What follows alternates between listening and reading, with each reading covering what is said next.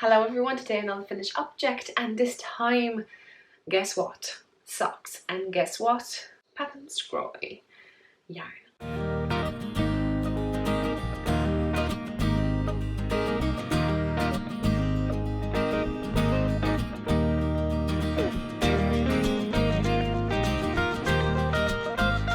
Okay, so if you're interested to knit similar socks like these, there is a free tutorial on this channel. I'm going to link it down below, and at the end of the video you will have option to click to one of the two videos and there'll be one of them there.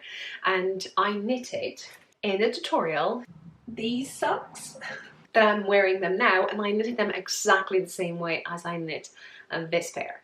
So let's start maybe with the yarn, because you were definitely interested how beautiful it is. You know the name of it. This time I know, so let's say it. It's Mulberry Stripes, and that's the name of this video because I knitted these socks with this beautiful Patons Kroy sock yarn that I received as a gift from a friend, and it's just literally, it goes off the needles.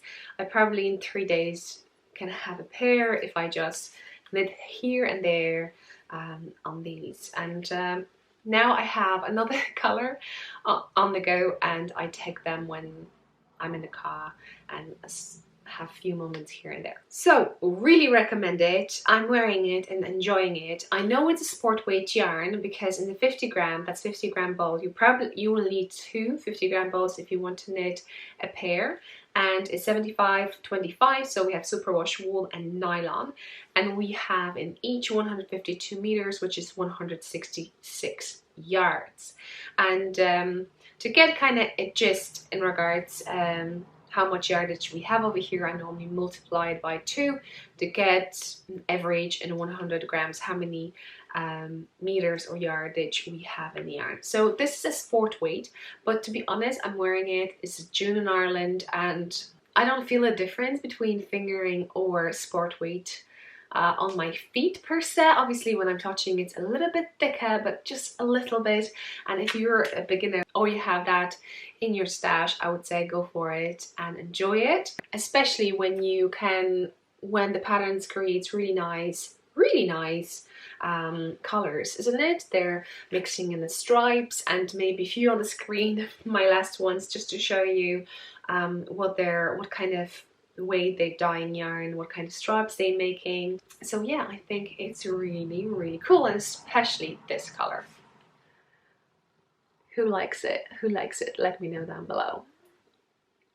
We have a pink, we have a nicely, this I would say it's like blueberry color, love it. This is also like, they're all berries, right?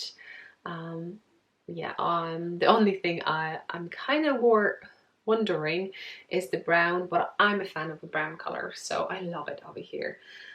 Too, and because we have stripes on the ribbing, I went with the thing that I normally do when I have the stripy yarn. I like to, how to explain that?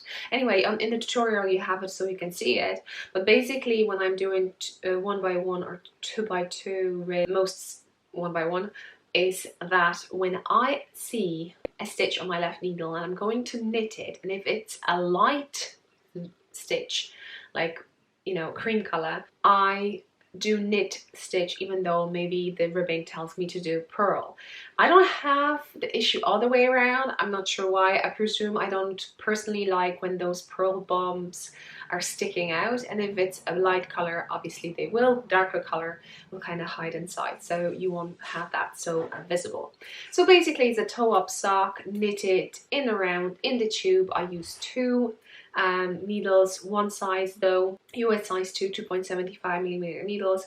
I started with a magic loop with 80 centimeters, so 32 inches cord, and when I finished the toe I just continue knitting, and I knit 60 rounds and then 40 rounds, so overall 100 for my foot, and I'm increasing to 48 stitches in the sport weight if you're wondering about fingering my one would be 56. So from 56 in fingering, I'm going to 48 in the sport weight, and but then though I increased a little bit more over here in my foot, because normally with fingering I will do less. No, I will do the same. I think I'll do the same. I do 60 rounds too. I haven't knitted a fingering for so long.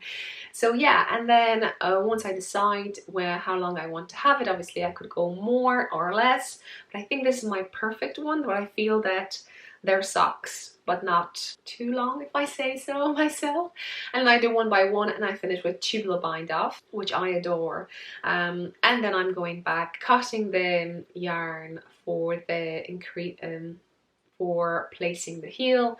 Obviously I mark that side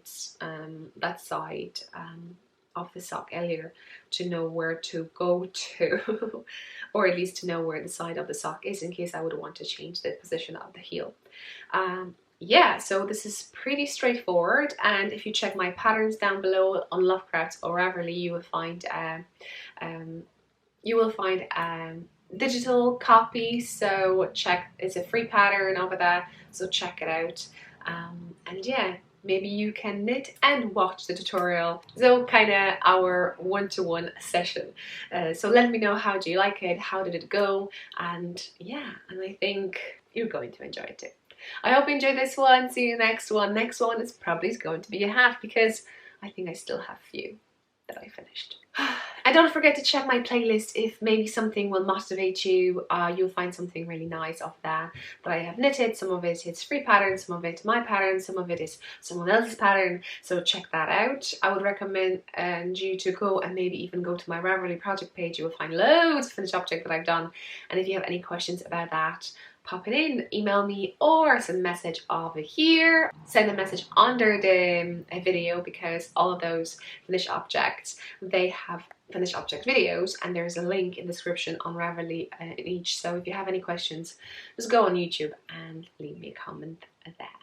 And now on the screen you have those two. So over here, the one about the free tutorial that I've mentioned, and another one of my garden socks. And yeah, I hope you enjoyed this one. Leave me a comment down below. Until the next one, bye.